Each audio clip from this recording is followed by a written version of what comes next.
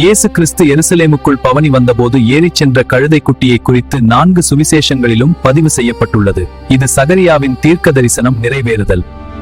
பண்டைய காலத்தில் ஒரு ராஜா குதிரையில் ஒரு நகரத்திற்குள் நுழைந்தால் அவர் போரிட வருகிறார் என்றும், ஒரு ராஜா கழுதையில் வந்தால் அவர் சமாதானத்தோடு வருகிறார் என்று அர்த்தம். மனுஷர் ஒருவரும் ஒரு காலும் ஏறியிராத ஒரு கழுதை குட்டி. நியாய பிரமாணத்தின்படி தேவனுக்காக பிரத்யேகமாக பயன்படுத்தப்படும் ஒரு விலங்கு சாதாரண மனித வேலைகளுக்காக பயன்படுத்தக்கூடாது. கழுதை அல்லது கோவேறு கழுதையில் பவனி வருவது இஸ்ரவேலின் ராஜாவோடு தொடர்புடையது.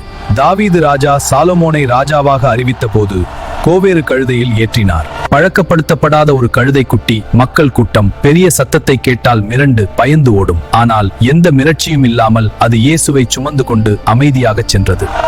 இயேசு இரவல் வாங்கப்பட்டன முன்னணியில் பிறந்தார். இரவல் படகிலிருந்து பிரசங்கித்தார். இரவல் அறையில் பஸ்கா புசித்தார். இரவல் கல்லறையில் அடக்கம் செய்யப்பட்டார். அதேபோல இரவல் வாங்கப்பட்ட ஒரு கழுதை குட்டியின் மீது எருசலேமுக்குள் பவனி வந்தார். இது இயேசு தம்மைத்தாமே வெறுமையாக்குவதை காட்டுகிறது.